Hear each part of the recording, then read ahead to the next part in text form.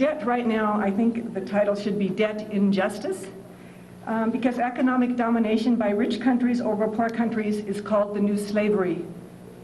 Yesterday we heard that it should not be thought of only as an issue of payability, but truly to evaluate the legitimacy of the debt. The voices of Jubilee, religious and secular both, from more than 60 countries say, no more to debt injustice. Across the many lands of the global South comes a new call: don't owe, won't pay. We have some distinguished speakers from the global South today to talk about this new message and the view from the global South. Walden Bello is the director of the Focus on the Global South. The website for that is focusweb.org. This is centered in Thailand. He is currently also the professor of sociology and public administration at the University of the Philippines. So he's traveled a long ways to be here with us today, so we're very, very honored. He has authored many books and numerous articles. His new book is Future in the Balance.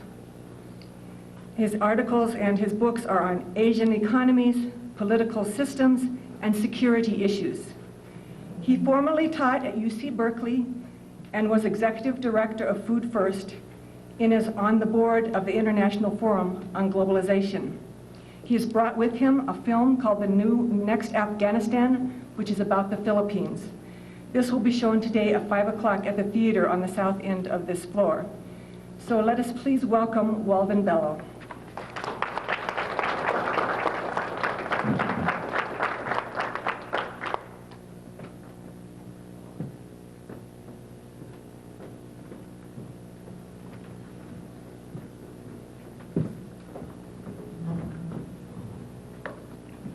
Thank you very much for the generous introduction. I have to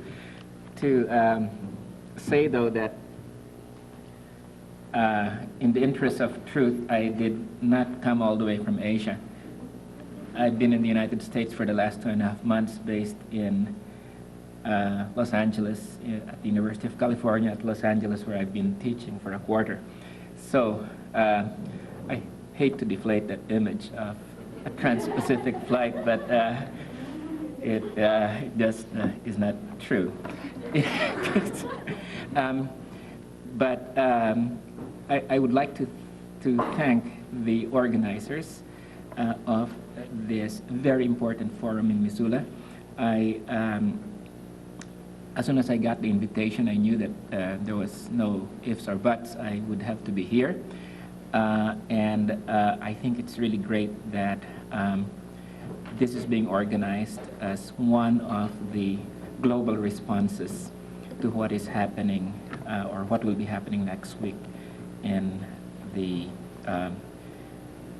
resort high up in the Canadian Rockies, whose name I can't even pronounce.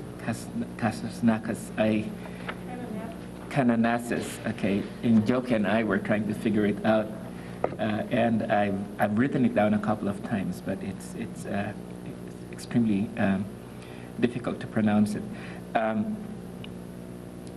I will be talking very briefly because I think the other speakers and our friend from South Africa is here to be able to give you a much more vivid description of the results on the ground of the debt slavery and debt servitude in the 21st century. What I'd like to do is to place the current situation of indebtedness of countries in the South, to relate that to developments in the global economy in the last 25 years. What we are seeing, the debt crisis, the unending debt crisis of the South, of the developing countries, is really one of the consequences, one of the dimensions of globalization, which has accelerated in the last 25 to 30 years. Economic globalization is, of course, the integration of national economies into an international or world economy that is driven by the interests of transnational corporations. And the cutting edge of this process has been the globalization of finance. Much of the unending misery of people in Latin America, Africa, and Asia started off with a bang with what we now call the third world debt crisis of the 1980s.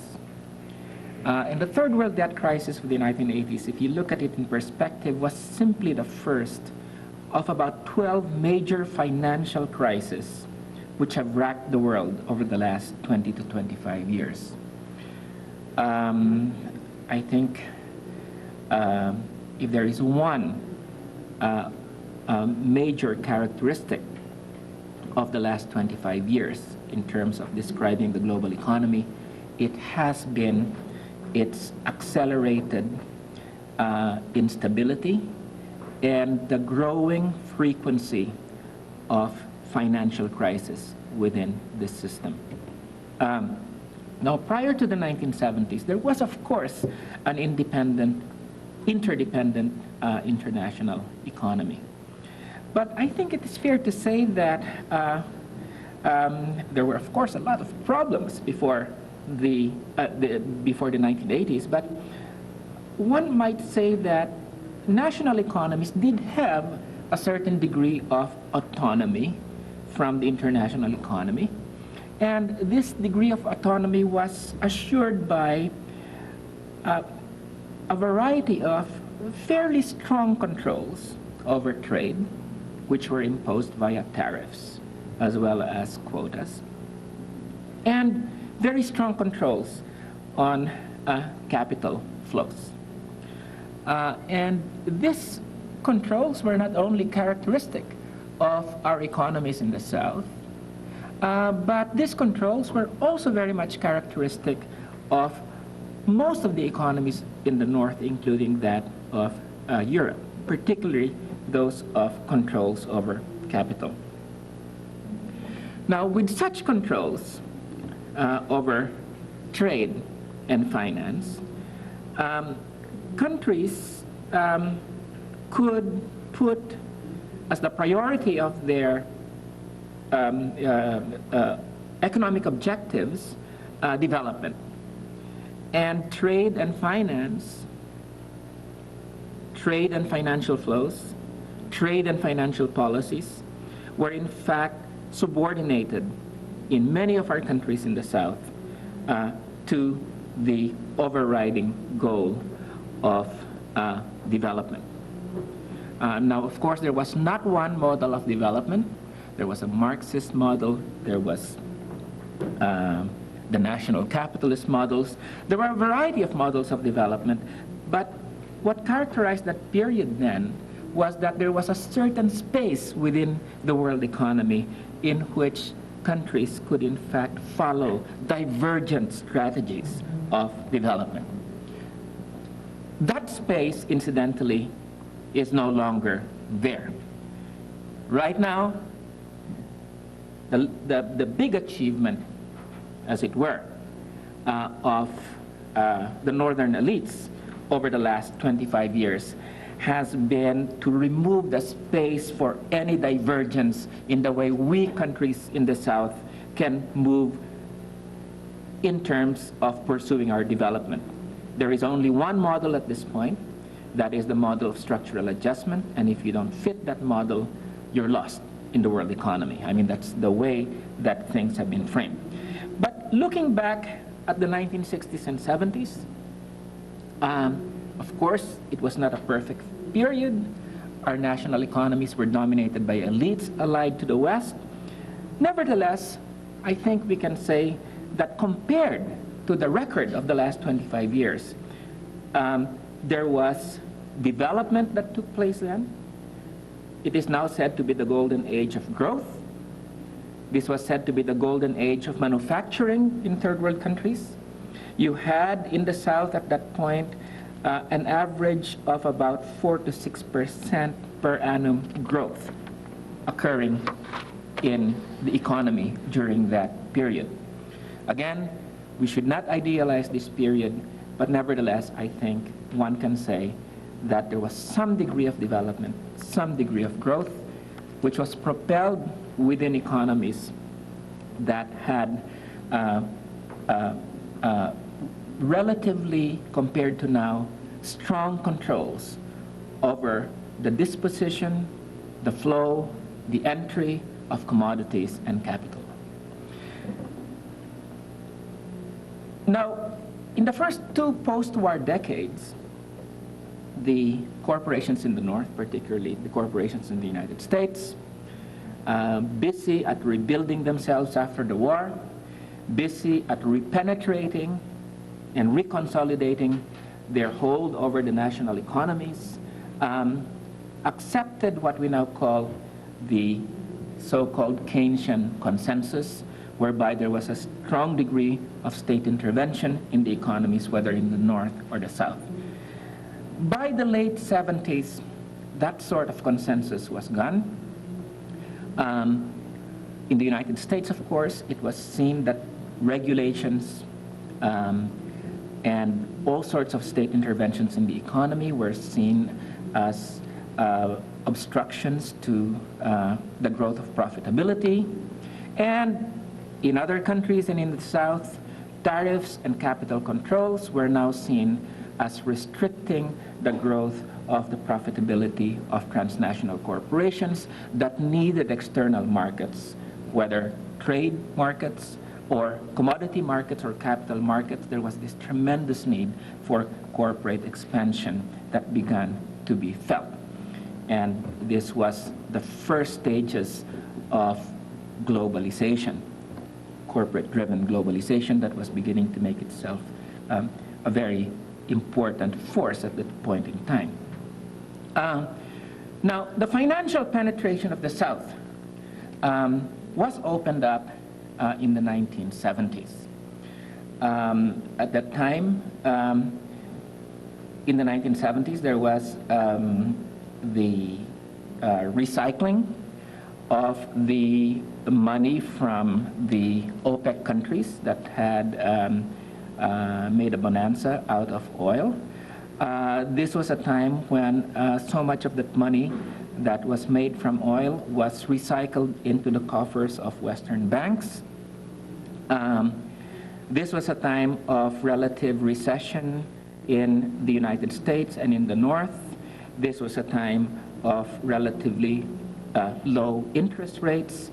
In other words, restricted areas of profitability in the North that coincided with the recycling of the OPEC money in the 1970s. So this was the time when the lending activities, a massive redirection of lending of a significant amount of the assets of northern financial corporations began to be directed at the South. And basically, there were just three elements that I'd just like to emphasize here.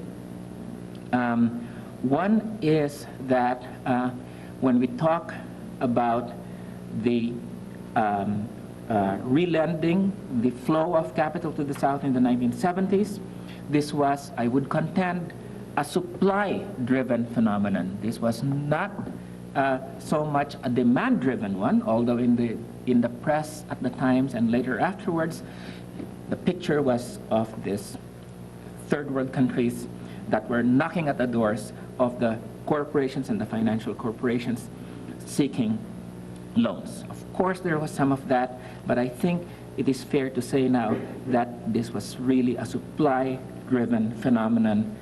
There was capital that demanded investment because banks only keep capital in order to be able to expand it, and if it's sitting in your coffers, not earning money, that was a loss. So there was this.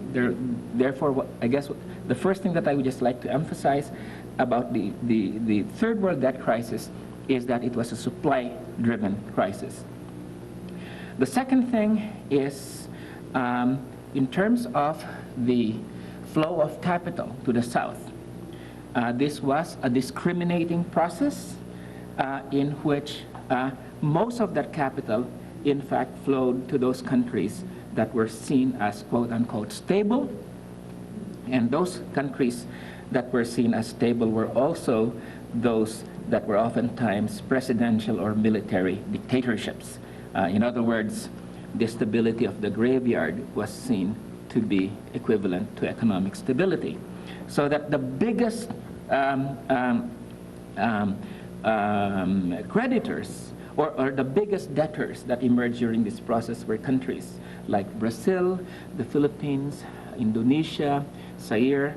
In other words, basically countries that were under strong military or strongman rule, with the sense that somehow that sort of rule would be the best conditions for whereby the debt would be repaid. The third thing is there was some fancy theoretical, ideological sort of maneuvering that occurred during this period. Many banks, especially the smaller ones and the medium ones, were hesitant to go into developing countries at that point in time. But the big ones that were really leading the charge, like Citibank in New York, concocted an ideology for that period in which was the theory of sovereign debt. And as Walter Wriston, the head of Citibank, said, unlike companies, countries do not go bankrupt, so that you can be assured that your investment will in fact be repaid. And with that sort of fancy theoretical economics, there was this massive flow of finance capital into the third world countries. Well, what we saw happen is that we had most of that capital go into the coffers of military dictators, presidential dictators. Much of it went into buying arms. Much of it went into spendthrift projects. Very little of it found its way to production. Very little of it found itself to agriculture. What we had basically is that by the early 1980s, countries, a lot of them really restrictive, repressive countries, were making a set of new loans in order to be able to pay off the old loans. There was this spiral of debt that was now occurring within these countries, and billions upon billions began to pile up in terms of indebtedness. By the early 1980s, contrary to what Walter Wriston had said, 25 countries in the third world were practically bankrupt. In other words, if objective criteria were in fact used, they would have to be, if they were treated as companies, they would have to be regarded as indeed bankrupt. Now, this was the situation in the early 1980s. Many of these countries began to realize that they were in real trouble, but there could have been several ways in which they could have met the challenge. One, as suggested by Fidel Castro, was let us form a debt cartel, because as the saying goes that many of you have heard, if I owe my banker $1,000, he has hold over me, but if I owe him $1 million, I have a hold over him.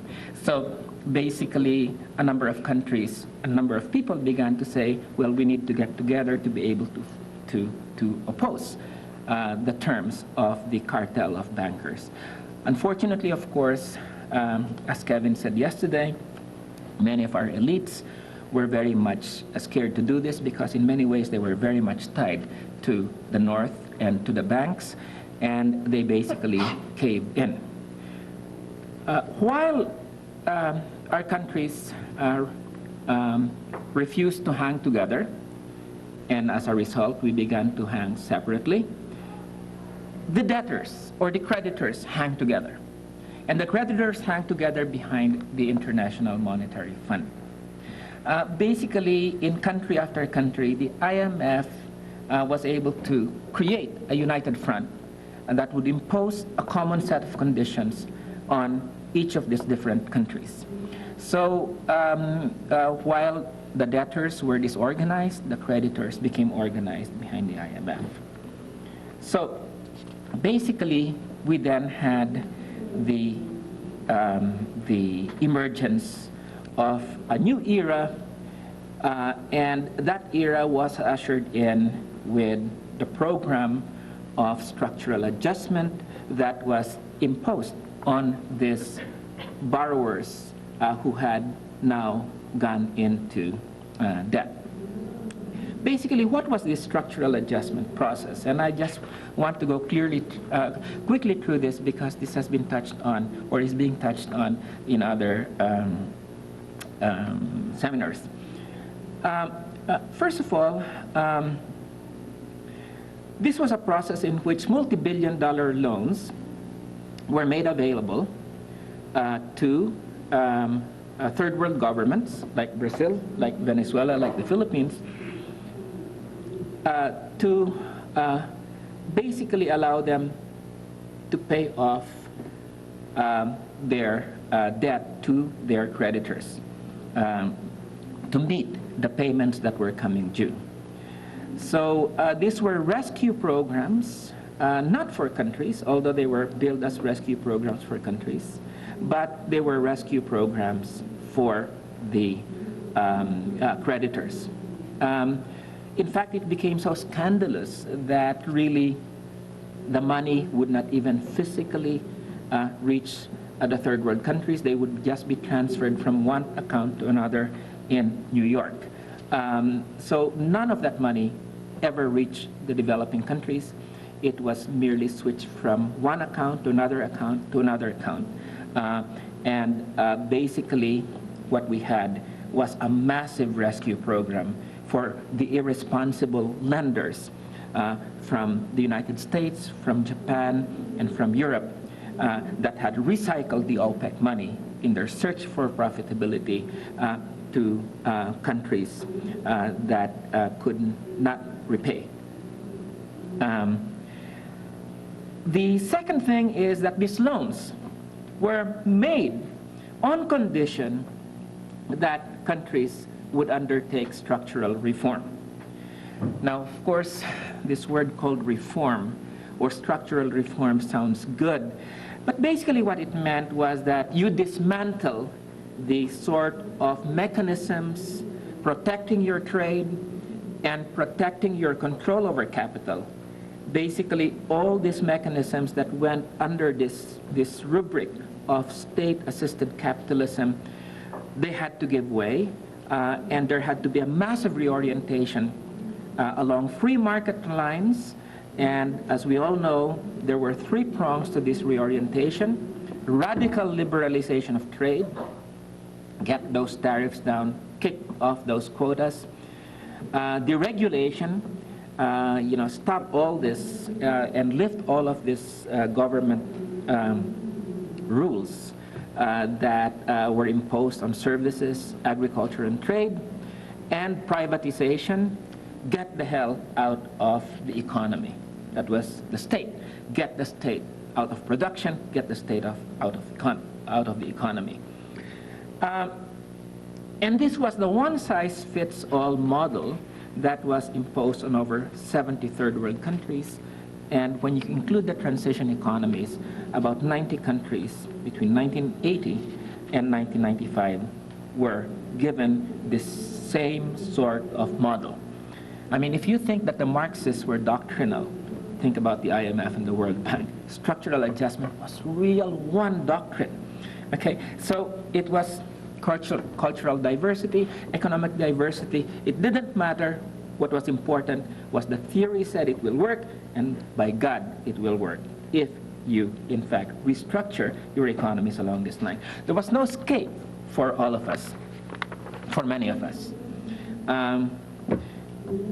You could not access capital markets because if you did not have the IMF seal of approval, you just were out there. You were an outlaw.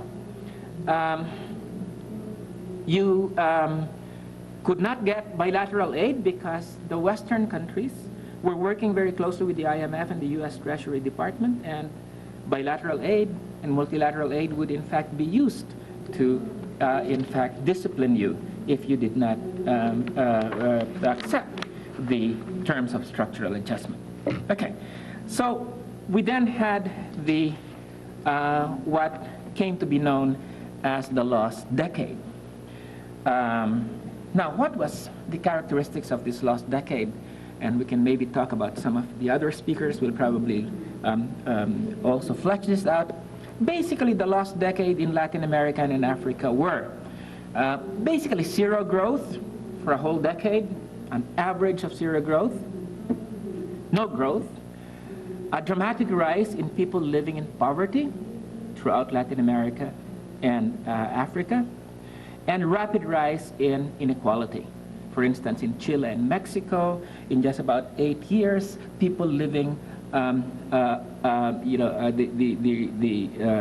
people living under the poverty line rose from around 20% to 40% of the population, just as one indicator. If you look at my country, the Philippines, what did we have? Between 1983 and 1993, in which we were really, these were the structural adjustment years, we had an average of zero growth.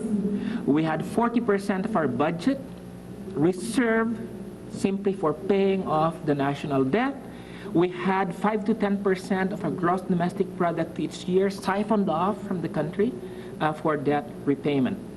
So basically what we had for 10 years was that development was subordinated to the overriding goal of repaying our debt.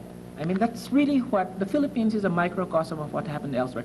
Development was not possible because the main national objective in all of our countries was debt repayment. I mean, there was no ifs and buts.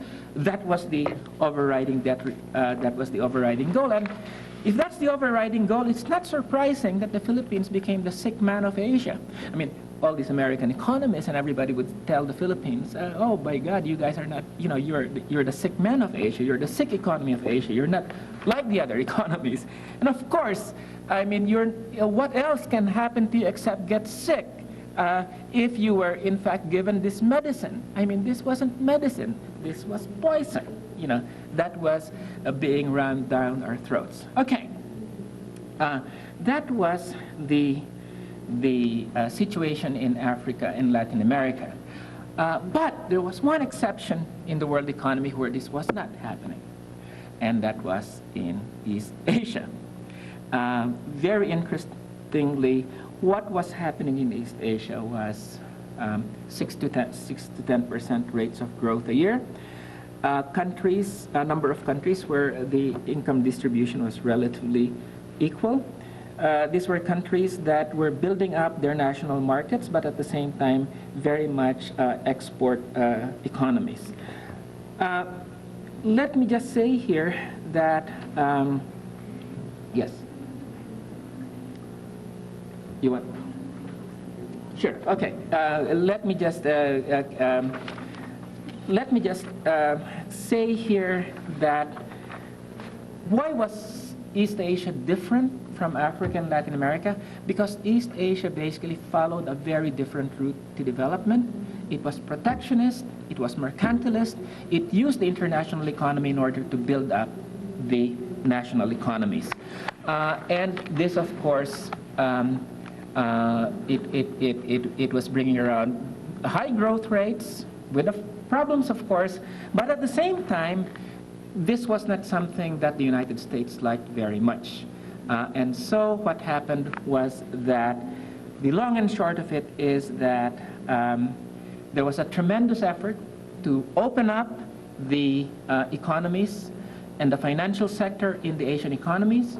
The U.S. Treasury Department and the United States and the IMF succeeded in doing this.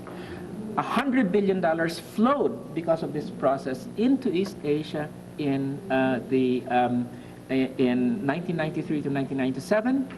This was, of course, $100 billion that went mainly to the areas of the economy. I'll be right back. If you could just give me a few minutes. That went mainly into those high rate of return parts of the economy, and this of course created crisis, and this crisis resulted in what is now known as the Asian financial crisis. Basically what happened is that the IMF and the US Treasury Department came into East Asia, Thailand, Indonesia, Korea, and imposed the same sort of structural adjustment programs that you had imposed a decade earlier in Africa and in Latin America. So our part of the world, that part of the world that was said to be escaping underdevelopment, in fact, over the last 5 years, we have been resubordinated in the same way that Africa and Latin America have been. Things have in fact become much worse. So let me just end by just pointing out just a very few things here. One is that as a result of the debt crisis, debt servitude, and the rule of finance capital, poverty levels globally at this point are worse than they were a decade ago. We now have 1.3 billion living under the poverty line today compared to 1.1 billion at the beginning of the decade. All studies show that the level of inequality, both within countries and across countries, has increased. The so-called Gini coefficient increased from 62.5 in 1988 to 66.0 in 1993. Third is, if you look at countries for which data is available, we now have a situation of stagnation. Basically, if you compare the two decades, 60s and 70s, and then the 80s and 90s, practically very little growth happened in the 80s and 90s compared to a fairly decent rate of growth in the 60s and the 70s. There is said to be something called the Highly Indebted Poor Country Initiative. There's been a lot of hype about this, but the actual results of HIPIC is that it's only resulted in a very minuscule cancellation or reduction of the debt of all our third world countries. So I would just like to end by saying things have definitely become worse, and that there is no alternative to, I think, three things as demands that we must carry from here. One is, there's no ifs and buts, the debt has to be canceled. No question about it, that has to be canceled. Two is that we need to end once and for all structural adjustment programs. They're now reappearing under the guise of what are called poverty reduction strategy papers. This is just refined structural adjustment. The third thing is, we're not going to get out of this if we have those two key institutions continue to basically impose a uniform political economy on us. So that I think that it is no longer a radical demand. You know, it is the only demand that we must dismantle the IMF and the World Bank. And this is something that I think you would find very few people in the developing countries that would disagree with this demand at this point in time. And within the North, increasing numbers of people from all sides of the political spectrum are beginning to see why these demands, all three of them, are in fact not just demands, they are minimum demands coming from the South at this point if we are to get real sustainable development happening in our countries. Thank you very much.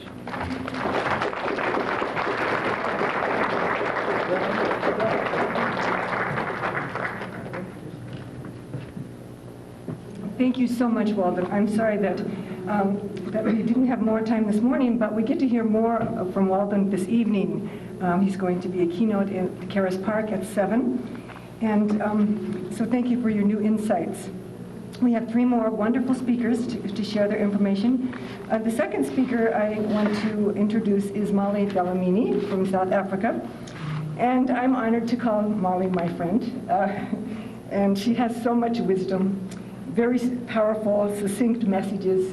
You know, this morning when I was being disorderly, she said, Rita, what really matters is that you love. It doesn't matter that you can't find a file folder someplace. So she's also, I've heard her speak at an interfaith service where one of her strong messages was that capitalism is a sin. And everyone agreed after a moment's thought. So anyway, when we were talking about Africa today, Joki wanted everyone to talk about Africa. What do you think of first? And all the good things about Africa are Molly. She's a poet, a beautiful speaker, a strong young woman, just a wonderful, wonderful friend. She's an activist with Jubilee chapter in Johannesburg. She's deeply involved in community, student, and labor projects. And she's with the Student Union for Christian Action in South Africa. So it's a great honor and pleasure to introduce Molly Dhlamini.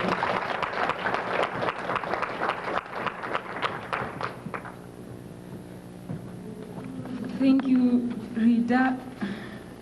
Although now there are high expectations because of your introduction, but it's okay. Firstly, I'd like to thank Jubilee 2000 Network in Missoula for the invite. Jubilee 2000 USA in general, and the partners to the global justice for sustainable communities. I'm also bringing greetings from Jubilee 2000 in South Africa. They said I should say that they support this action.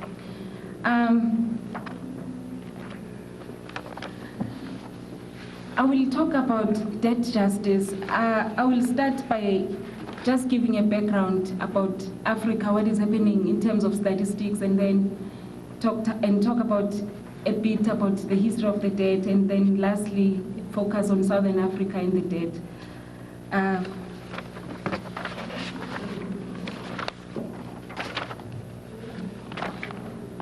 In Africa right now, 340 million people, or half of the population, live on less than $1 per day. The mortality rate of children under 5 years of age is 140 per thousand. Life expectancy is only 54 years. Only 58% of the population have access to water. The rate of illiteracy for people over 15 is 41%. There are only 18 mainline telephone per thousand people in Africa, compared with 146 for the world and 567 for high-income countries.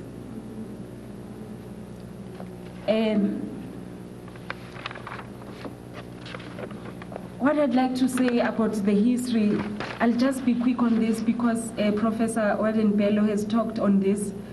I'm glad to see him here. I read some of his stuff in my class. We used to discuss his stuff in my class, so it's such a pleasure to hear him speak.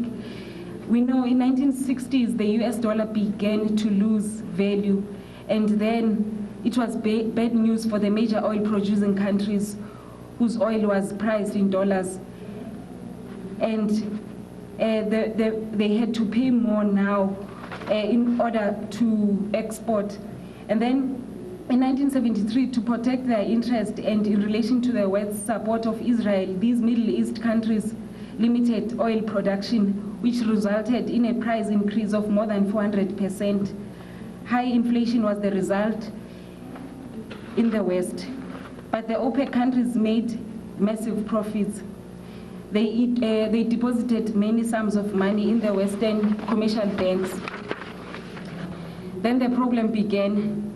The banks had all this money and had to pay interest to their investments, and then this became a problem. So what they did, they took all the money and started giving it to the middle income and low income countries, and that's how all these things began. And Professor Bello has talked about this, so I won't dwell much on this.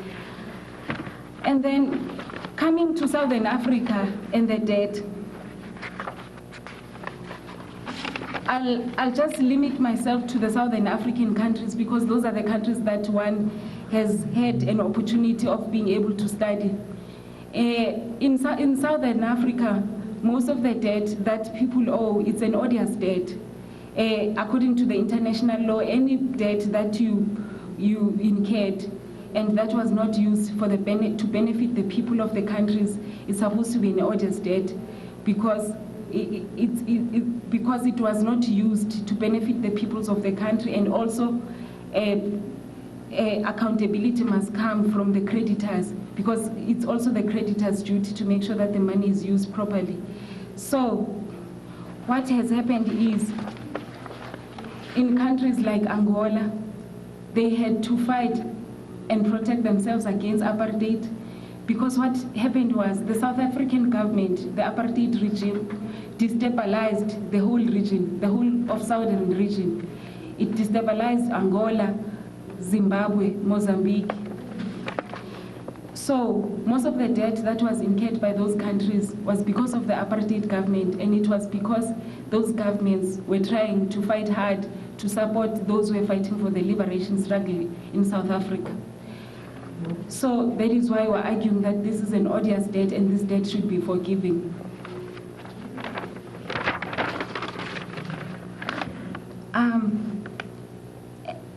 There's another case of an odious debt in Africa, and that is the debt of the former Zaire, which is now called the Democratic Republic of Congo.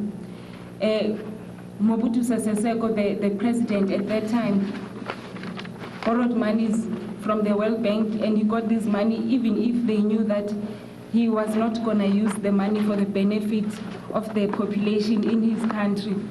In fact, they supported him because they used to see him as an ally against the communists. So we see these things whereby the creditors overlook the nature of the country where they are giving the money to. And politics is also an issue because they support who they want to support and they withdraw if they don't want to support you. So it's also used politically. Lastly, because there's no time, in conclusion, I'd like to say the debt needs to be forgiven. It's an impediment to development in Africa and in the third world countries. It's an impediment to development in Latin America. It's an impediment to development in Asia. It needs to be cancelled. And also, it's an odious debt. And most of us from the South, we see this as new forms of oppression. We see this as new forms of colonization. We see this as neo-colonization. And we just think that we need a new order. And we believe that with the cancellation of the debt, problems won't be solved. Still, there would be new forms of oppression. So what we need is a new economic order. And by having a new economic order, it means we need to change this economic system that we have. It means we have to tackle capitalism as a system, because this system is that says profit before food, profit before people and wars. And this system supports, this form of system, I'll make an example of what? Of a superstructure that protects the economic infrastructure. We have the state, we have the military. In the superstructure, we have religion that protects the economic infrastructure.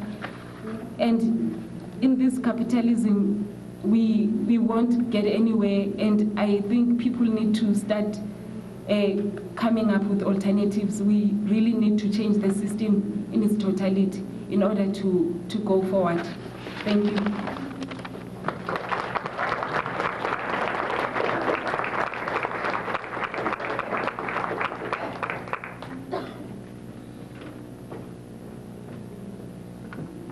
Thank you, Molly.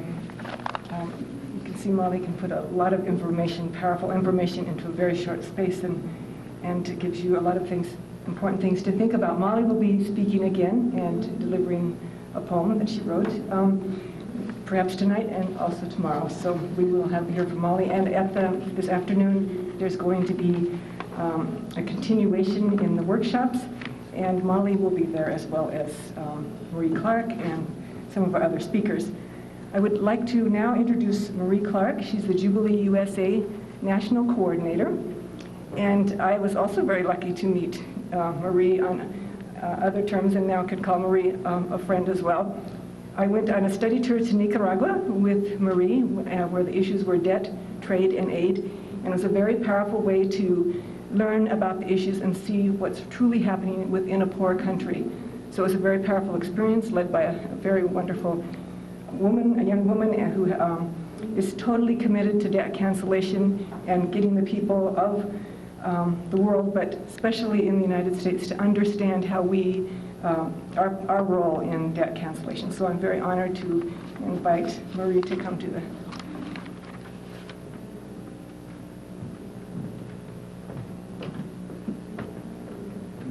Thank you, Rita. You're very kind. And thank you, all of you, for taking up the challenge to come to this session. If you're from Missoula, to be able to take time out in your schedules to be able to come and spend time thinking and talking with us about how to build a new world, a better world.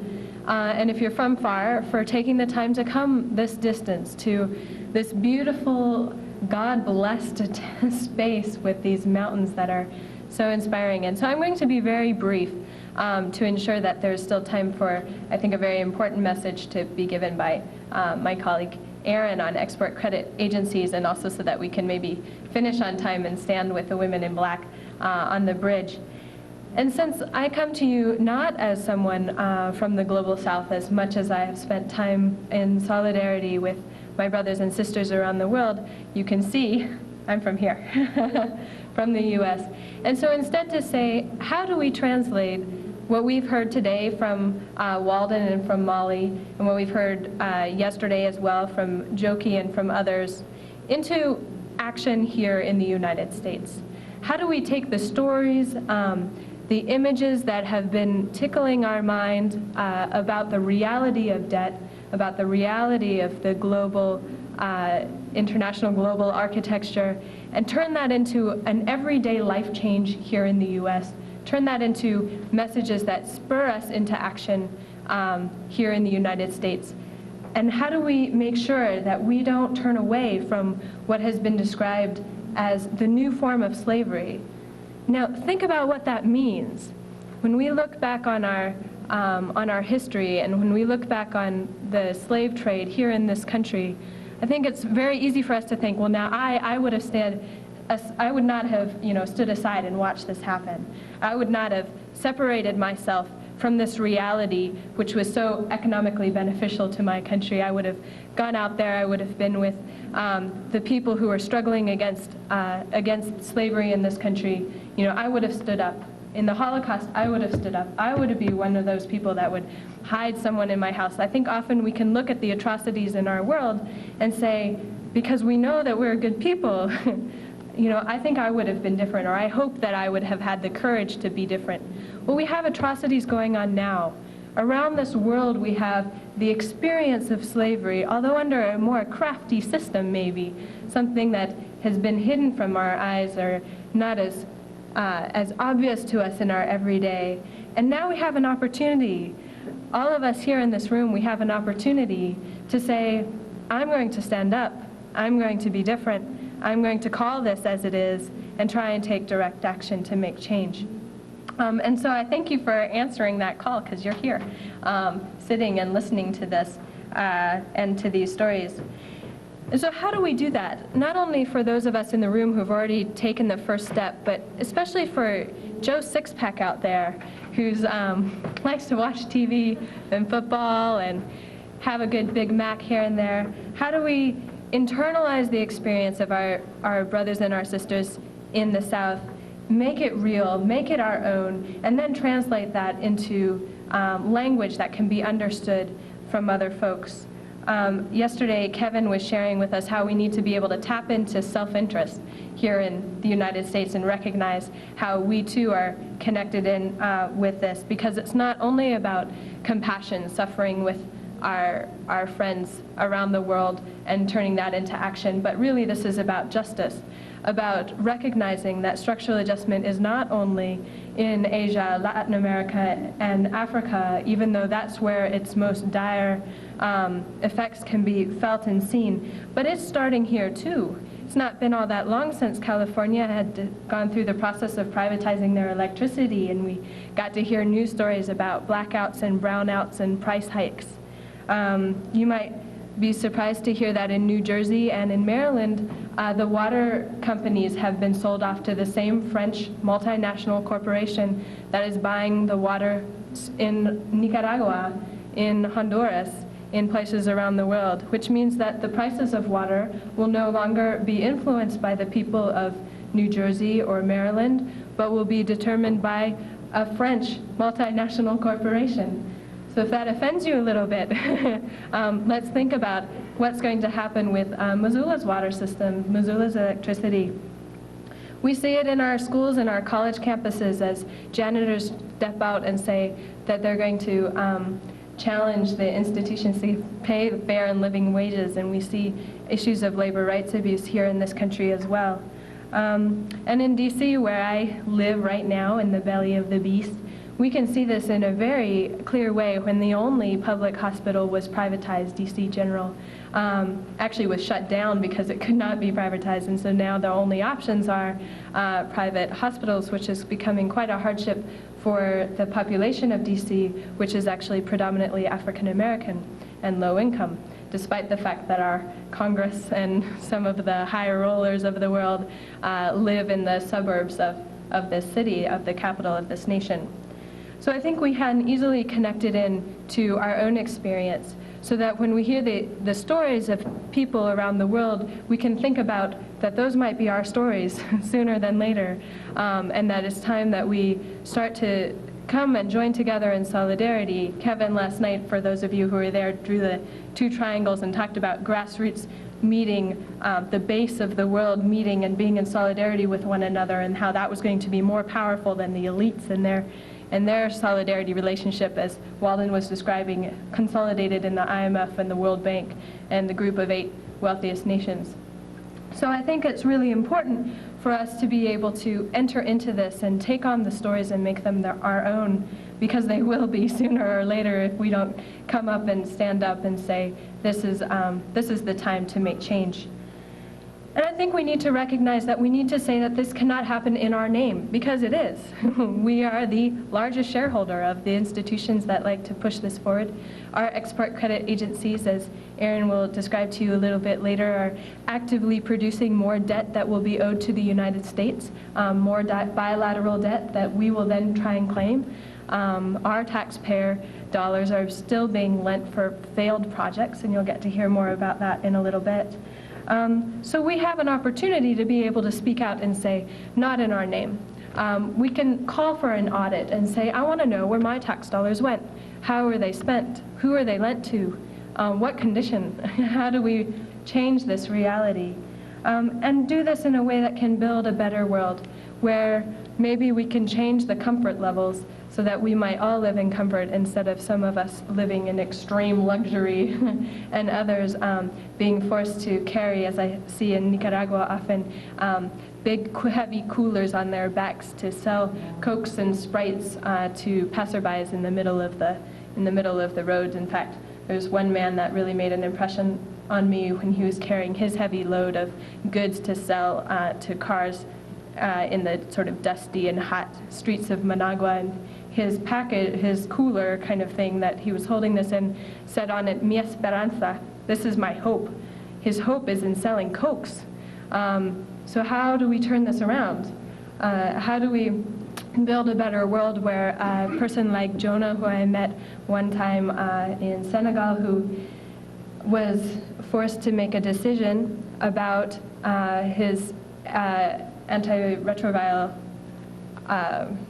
his form of trying to fight the AIDS virus that was wrecking his body, and make a decision between whether or not the limited access to the important treatment would go to him or to his partner, to his wife, who was also suffering.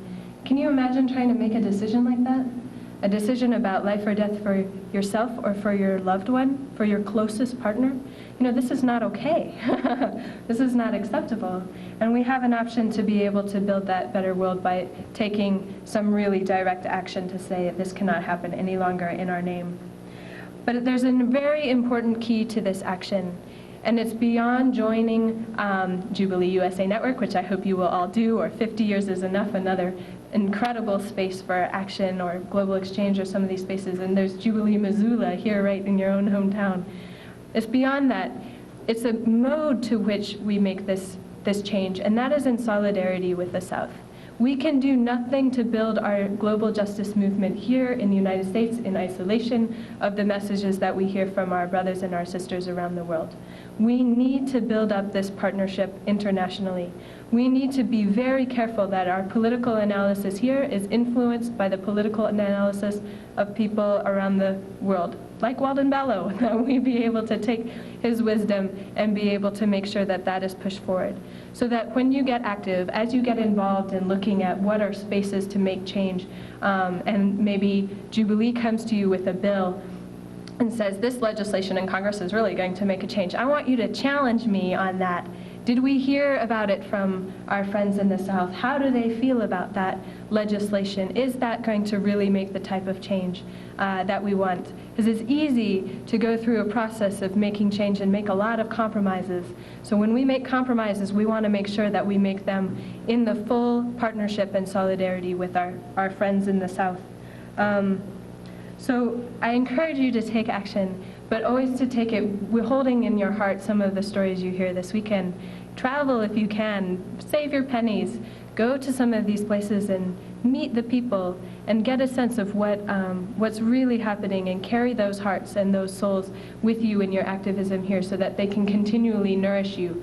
But more importantly, so that when we build a global justice movement, it's a global justice movement.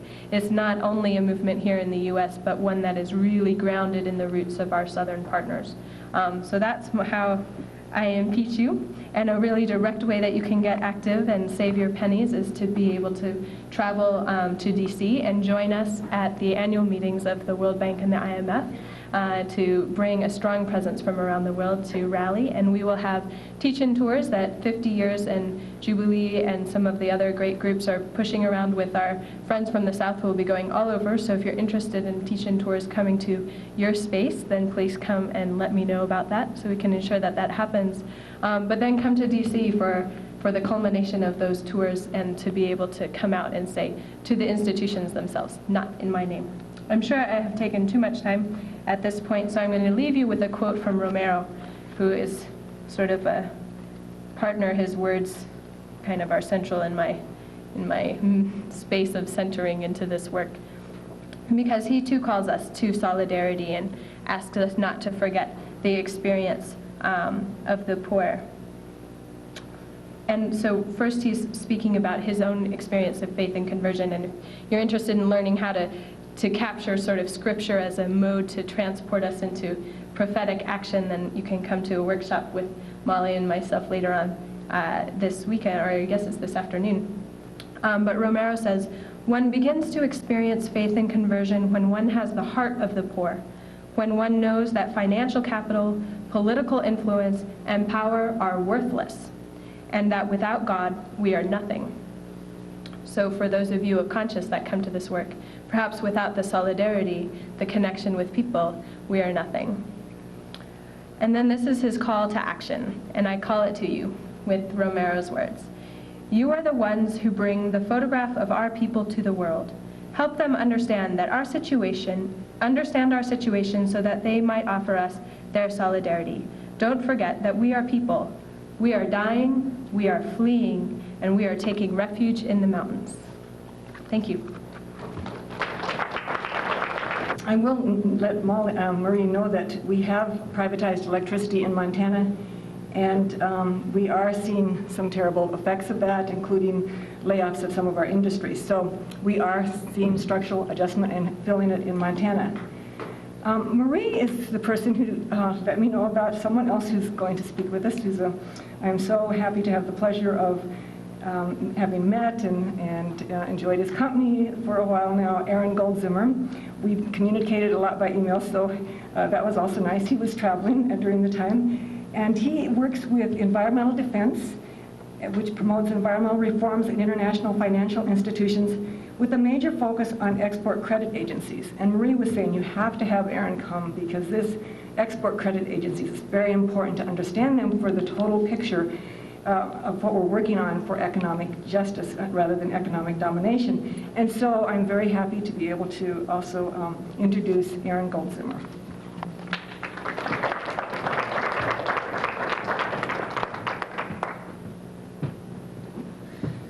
Thank you very much, Rita. And thanks to Walden and Molly and Marie for some of the activists that I admire most in the world, so it's always an honor to be able to share the stage with them. And thanks to the organizers for inviting me, and welcome and thanks to you for coming. What a beautiful day for a Global Justice Action Summit, huh? It's, when I got up yesterday and went outside, it was sort of surreal. I felt like I was wearing earplugs because there's no noise. It's really unbelievable coming from where I spend most of my time. My name is Aaron, and I think I'm just going to start out by throwing out a question, sort of a basic question. Here we are talking about debt. Where is most of the debt, where does it come from? Who is it owed to? Just call out some of your ideas. Come on, I know you have. You've been hearing for a while. Somebody? Anybody? International Development Banks. Multilateral development banks? What? Trilateralists, okay. That's one I haven't heard for a while. Well, there's a number of places that the debt comes from and is owed to, and Walden and some other speakers touched on it. A large part of it is purely private. It's owed to private banks like Citibank and other big, large banks.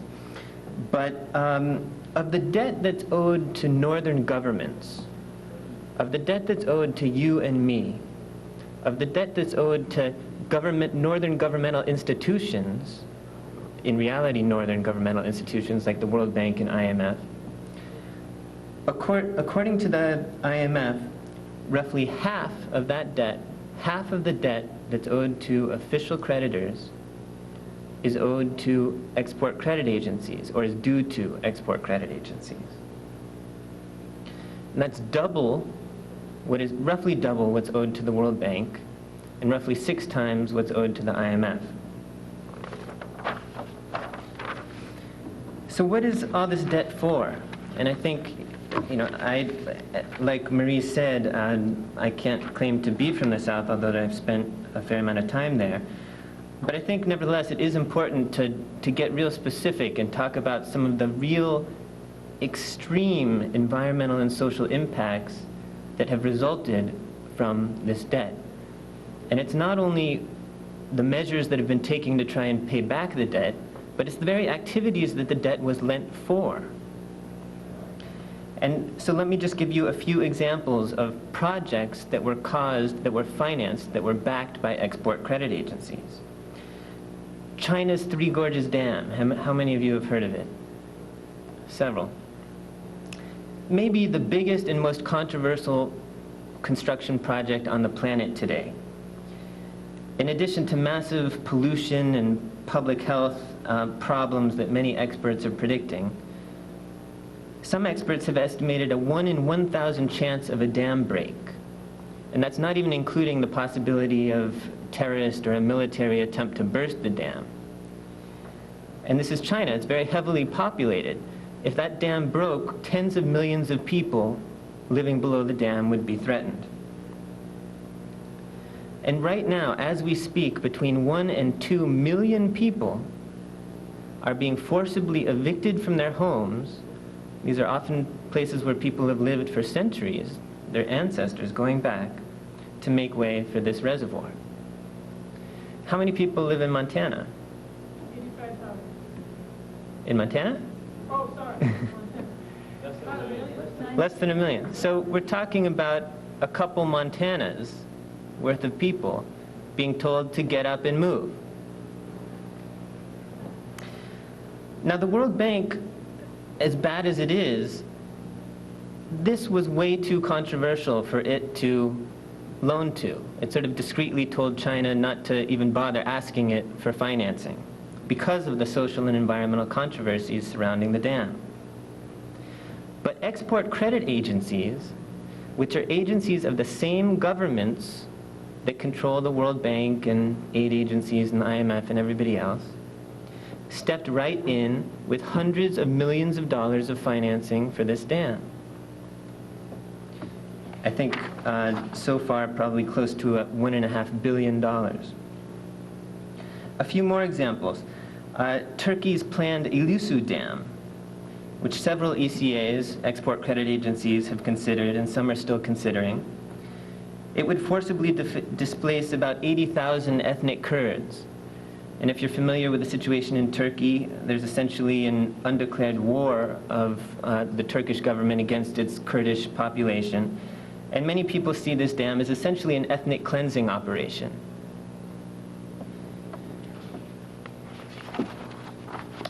If some of you were in the debt workshop yesterday, you heard Marie talk about the Bataan nuclear power plant in the Philippines.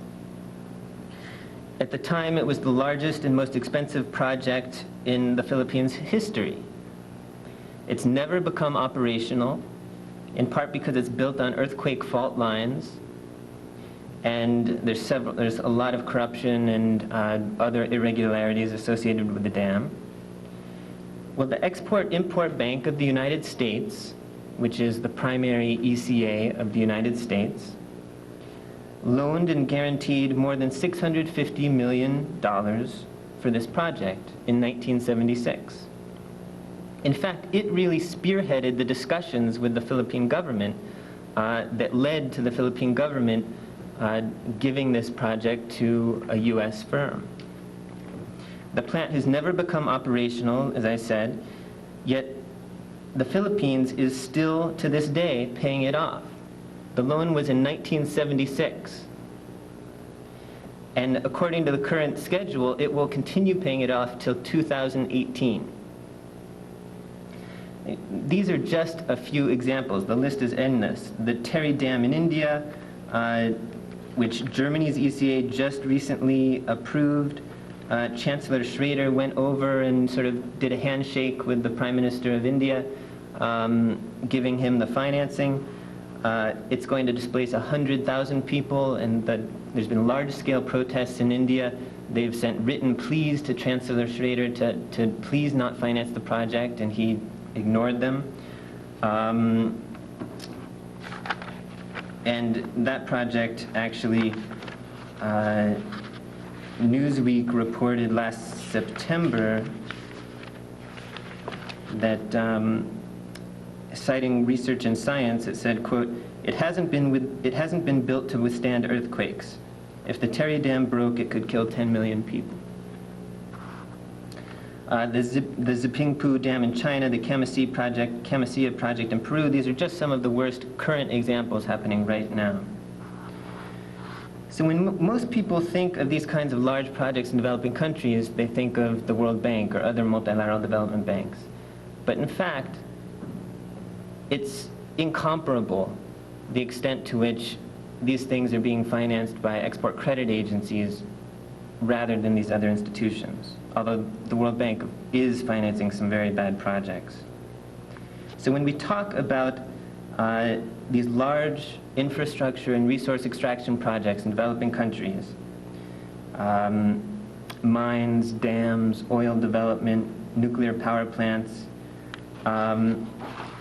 we're most often talking about export credit agencies. So what is an export credit agency? Sort of the largest technical term is would be export credit guarantee and investment and assurance agencies. And what are they? They're essentially agencies that exist to get other, and principally southern countries, to buy our products from our corporations, to buy our exports. and to help our corporations invest in southern countries. So they're government agencies or taxpayer-backed institutions. Nearly all of the rich country governments have them, with the exception of Ireland and New Zealand. And they essentially subsidize that country's, our corporations, when they want to export or invest abroad, often in developing countries. So they provide direct loans. So they'll loan the money to a developing country government to buy our exports from our corporations. They'll insure investments. If our corporations want to invest in another country, they'll insure it. And they'll guarantee commercial bank loans. So let's take the example of the Ilısu Dam in Turkey. There's no way that a private bank is going to lend money for that project to Turkey. I mean, Turkey is a big credit risk as it is. But if you take a project like that, where there's enormous civil strife, it's essentially in a region of civil war, there's no way that private banks are going to take on these kinds of risks.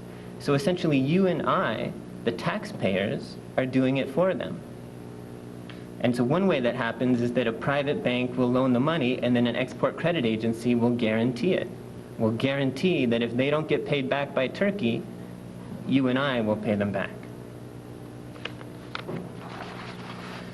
So let me just give you a sense of the scale of export credit agency finance and the scale of their impact on the global economy, because it's mind-boggling. It's hard to overstate. According to several institutions, roughly $500 billion of exports every year are backed by export credit agencies. And there's a little lack of certainty about that figure, but it's at least in the neighborhood of several hundred billions of dollars. And actually, can we get I just have a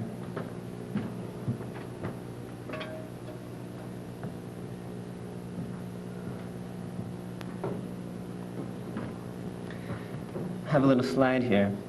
So this graph only goes up to $100 billion. So we're talking about at least 3 or 4 or 5 times the size of this graph is export credit agency finance.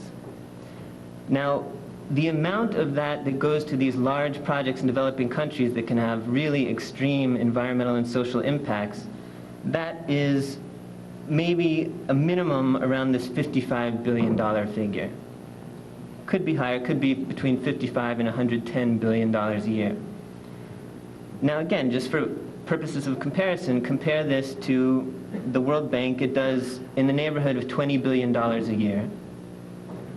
But when you're talking about these big projects with extreme environmental and social impacts, a lot of what the World Bank does is the kind of structural adjustment that Walden and others have been talking about. So it's really only a few $billion a year that the World Bank is doing in these big projects. So it's really incomparable, the scales that we're talking about here. And ECA finance has been growing dramatically over the last 15, 20 years. So when we talk about developing country debt, this is obviously a very important component. If it's roughly half of the official debt of developing countries, again, bigger than the World Bank and IMF combined, it is crucial. And there's other factors that also have to be taken into account. Export credit agency debt is less concessional than other forms of official debt, most other forms of official debt. So that means even if export credit agency debt is a certain proportion of the debt stock of developing countries at any given time, it is even higher in the profile of debt service payments that developing countries have to pay, because they're having to pay higher interest rates on ECA debt. And the other thing that really has to be kept in mind is something that's been touched on a number of times, which is the illegitimacy of debt. Now, I'd be the first person to agree that World Bank and IMF and other forms of debt are completely illegitimate. But again, we're in when we begin to learn about export credit agencies, we're almost in a situation of how can it possibly get worse, but it does. Because, you know, the missions of the World Bank and IMF, as bad as they are supposedly to alleviate poverty, contribute to development, etc. And it's reasonable to think that when the World Bank gives a loan, at least some of the time, there's probably somebody in the World Bank that at least thinks, rightly or wrongly, that it's going to contribute to the development of that country in some way. With export credit agencies, that's not even part of the picture. They aren't even pretending to contribute to the development of developing countries in any way.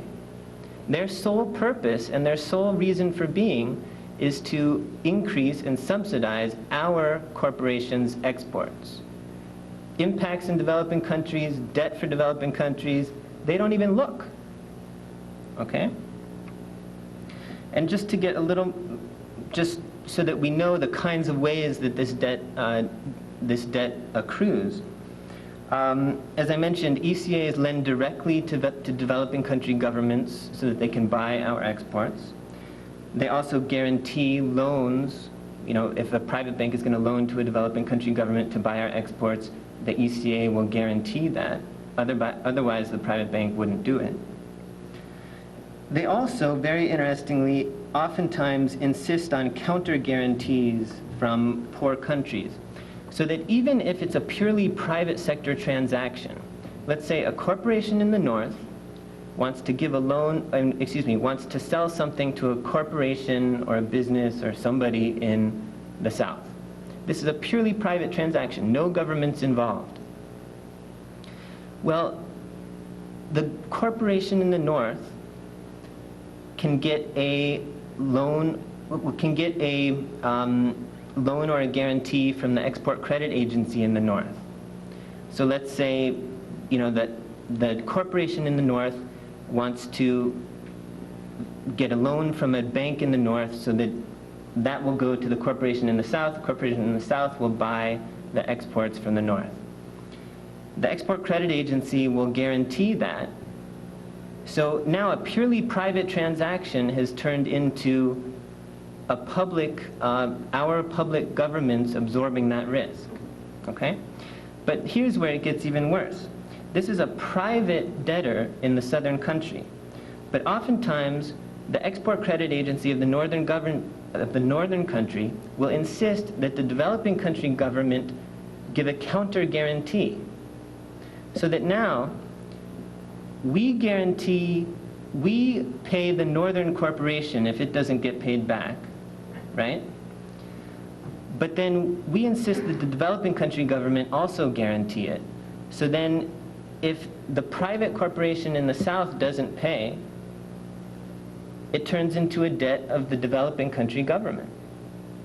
And so a purely private transaction between a corporation in the north and a corporation in the south has now turned into a purely public debt that the developing country government owes to the northern country. I just have, we can do it on the PowerPoint, but I just have, you know, a list of some of the countries, and in many developing countries, export credit agency debt is an unbelievable proportion of their total external debt. In Nigeria, approximately 88% of its total external debt, that's not just their official debt, but all of their debt is due to export credit agencies. Russia, 55.5 billion, which is about 31% of their total debt. China, about 30% of their debt. South Africa, about 21% of its debt. Democratic Republic of Congo, 33. Lesotho, 58. Iran, 84. So that's essentially what we're talking about. And let me just run through for a couple minutes and just touch on some of the other aspects of export credit agencies, because it's a very important problem in the world economy that I don't think people have fully recognized. We've heard a lot yesterday and today about debt, about the World Bank, IMF, and nothing about ECAs. And in my mind, they are part of the very same system. You can't or you shouldn't talk about World Bank, IMF, WTO without also talking about ECAs. Walden mentioned the process of globalization, and so one question that a lot of people have raised has been, you know, if export credit agencies are backing with government dollars a relatively significant portion of all world trade, I've seen figures between 7 and 13%. To what extent, and that's been increasing over the last 20, 25 years, to what extent has that actually driven or contributed to the process of globalization?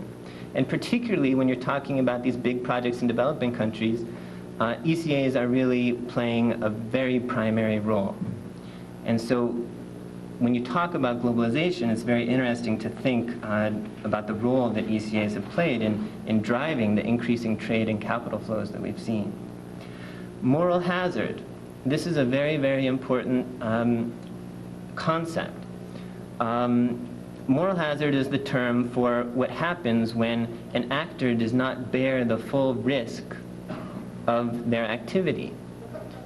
What happens in that case? You have every incentive to undertake risky and even irrational behavior because you don't bear the downside. If something goes wrong, somebody else bears the costs. And so there's a lot of anecdotal evidence that that is what is happening with ECAs, because ECAs can often absorb 90 to 95% of the risk of any transaction. So again, let's take the example of a loan guarantee.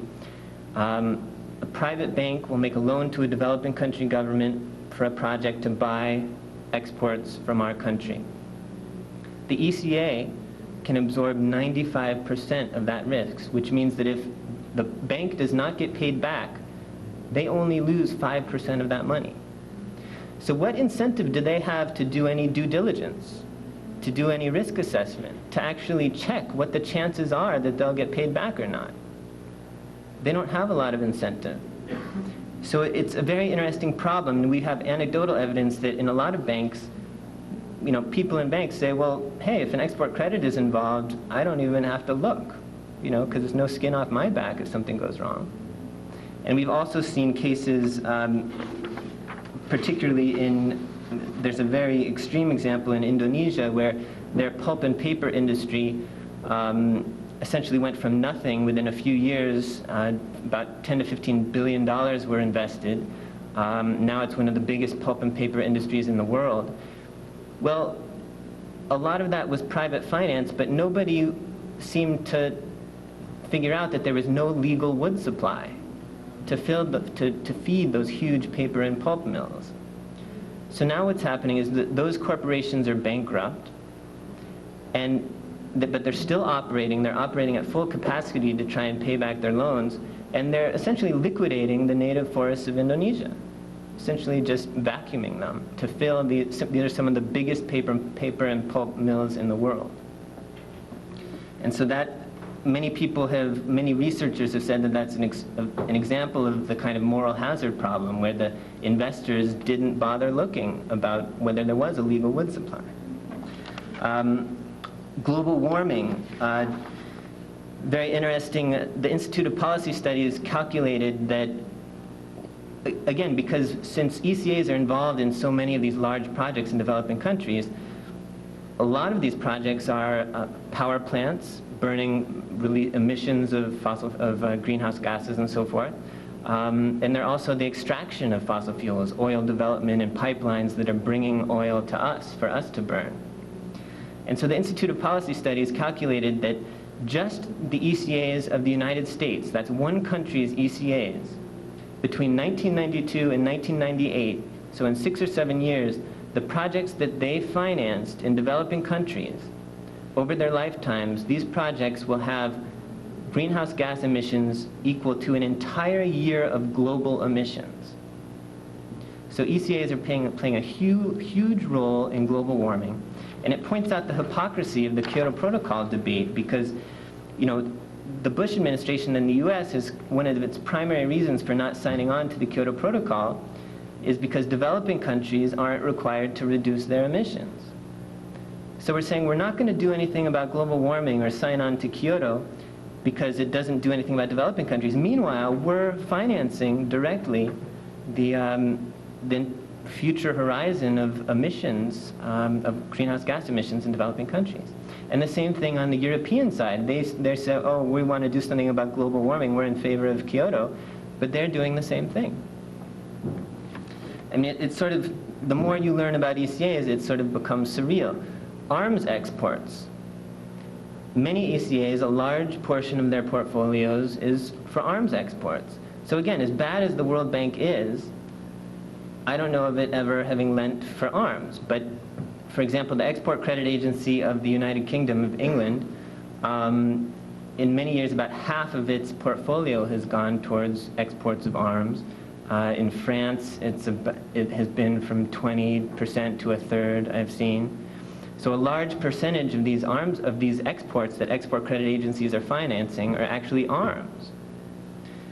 So again, this goes to the point of the odious debts and the illegitimacy of debts. You know, how much more illegitimate can you get? Just briefly, the nuclear problem. There are 19 nuclear power plants being built in the world today outside of G7 countries.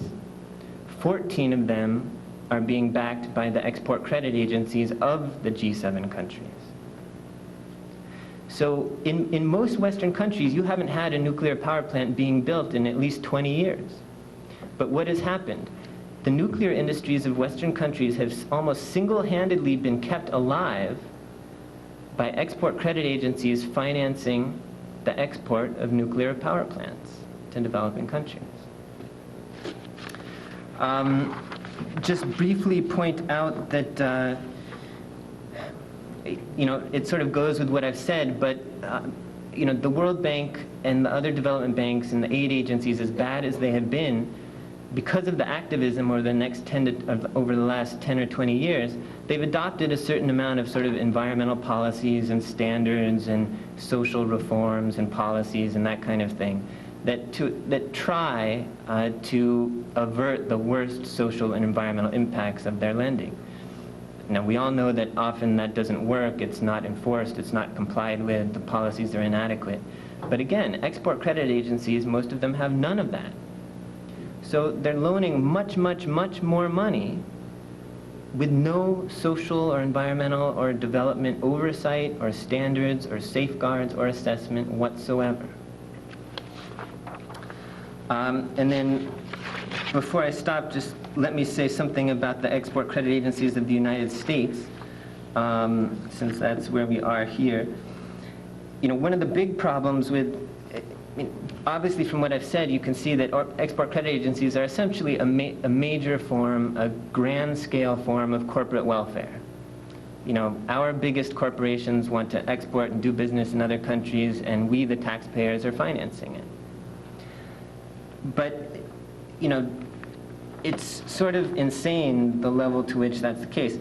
I recently did the calculations, and it turned out that last year, over 60% of the Export-Import Bank's loans and long-term guarantees went to how many corporations, do you think?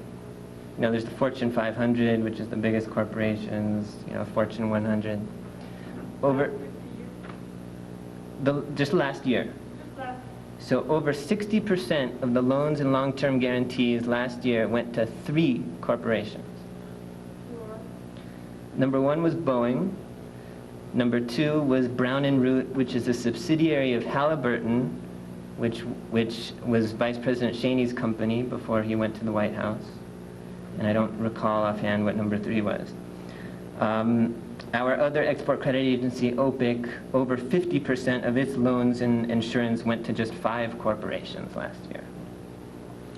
And it's, again, you know, it's also important to note that Enron was OPIC's biggest client. And some of you might have seen in the news about this Dabble power plant in India. It was the largest foreign investment at the time in India. Human Rights Watch did a 166-page report documenting the human rights abuses associated with that one power plant as Enron contractors and police brutally repressed local communities that were opposing that project. It has almost bankrupted the Indian state government, trying to pay for the electricity from this huge power plant. And it got in the news a lot recently because it turns out that the National Security Council was coordinating United States strategy, and Vice President Cheney and Secretary of State Colin Powell were actually going to India, talking to the highest levels of the Indian government, pressuring them to repay Enron. So this project received about almost $700 million of financing from our export credit agencies. So we, you and I, were joint investors with Enron in this project. You hear a lot about the secret Enron partnerships, but we haven't heard a lot about that, where you and I were partners. So OPIC and EXIM, again, the two ECAs of the United States, loaned, guaranteed, and insured about $2.3 billion of Enron projects, 12 to 18 Enron projects around the globe. Another one that's very important is a Quiaba pipeline in Bolivia and Brazil that cut right through the world's largest remaining intact dry tropical forest, affecting over 30 indigenous communities. Now Exim Bank is considering the Camisea gas project in Peru, which is in the Amazon, in one of the most pristine and biologically rich areas in the world, again with some uncontacted and other contacted indigenous communities. This is a project sponsored by Hunt Oil. Its executives were pioneers among the largest fundraisers for the Bush administration. So I just wanted to raise, some of the issues associated with export credit agencies because, in my opinion, as I said, they're at least as important as these other institutions that we've heard more about. Most people don't recognize that, and ECAs, of course, like it that way. They like that people pay most of the attention to the WTO, World Bank, IMF, and that nobody knows what an export credit agency is. Some of the, we can talk further at some other point about some of the things that we're trying to do about that. Debt relief has already been mentioned. Transparency is very important because, again, the World Bank has a lot of problems in terms of transparency, but it does release some information about what it does. Most export credit agencies basically release no information about their activities. They don't tell you what your tax dollars are going towards. The United States, in some of these respects, is a little bit better, but many of the European ECAs and Canadian and some of the others are they basically just don't release any information whatsoever. So we can talk maybe at another point about some of the policy proposals and other issues involved with this, but the main message I want to leave you with is that this is a major issue that needs to be held in the same sort of esteem as these other international financial institution problems and global economic problems. One question. Yeah. Don't the G7 ministers set the agenda for the ECA? In certain respects, we actually have been successful over the last 3 or 4 years getting them to make statements in their communiques that there should be reform of export credit agencies, but it really hasn't happened. Who sets the agenda for the ECA? Well, each country controls their own export credit agency. So the government in power. Right, so the United States controls our export credit agencies, and Germany controls its export credit agency, Japan, France, all of that. There's some instances in which they all get together to try and set common policy, and that happens. Does their domination change when, like, the Bush administration came in after the Clinton? Did that change anything? It hasn't changed a whole bunch, but the new chairman that was just named of the Export-Import Bank, appointed by President Bush, it looks like he's going to be quite bad, so it may get worse. But we haven't seen much of a change so far.